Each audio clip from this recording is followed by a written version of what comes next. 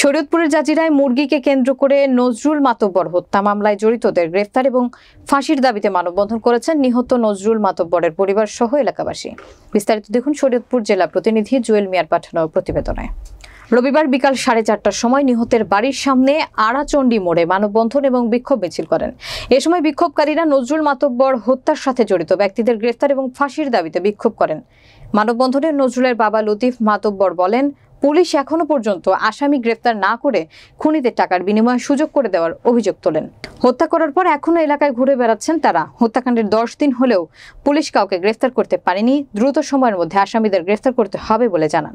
15 November দুপুরে বাড়িতে মুরগিকে কেন্দ্র করে নজরুল মাতব্বর 2 ভাই এবং বাবা লতিফ মাতব্বরকে কুপিয়ে গুরুতর আহত করে প্রতিবেশী বোরহান মাতব্বর গং। স্থানীয়রা উদ্ধার করে জাজিরা উপজেলা স্বাস্থ্য কমপ্লেক্সে নিয়ে গেলে নজরুল ও তার ভাইকে উন্নত চিকিৎসার জন্য কর্তব্যরত চিকিৎসক ঢাকা মেডিকেল কলেজ হাসপাতালে প্রেরণ করেন। পরদিন 16 নভেম্বর চিকিৎসাধীন অবস্থায় নজরুল মাতব্বরের মৃত্যু হয়। আমার বিচার চাই 10 দিন হয়ে গেছে, আমার ভাই বিচার চাই। কোনো খবর লয় না, থানার দনে কোনো একটা পুলিশ হয় নাই। আমার ভাই বিচার চাই, কেউ আয় নাই। আমার ভাই বিচার চাই, ফাঁসি চাই।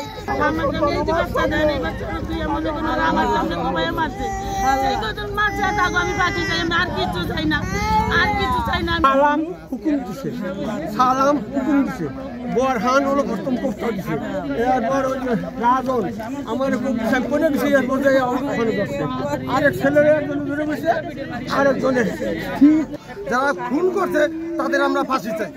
এর মানে যারা অপরাধী তাদের আমরা ফাঁসি চাই। এটাই আমার বক্তব্য, আর কিছু বলতে চাই না, কারণ যারা অপরাধী তাদের সাজা চাই শুধু আমি।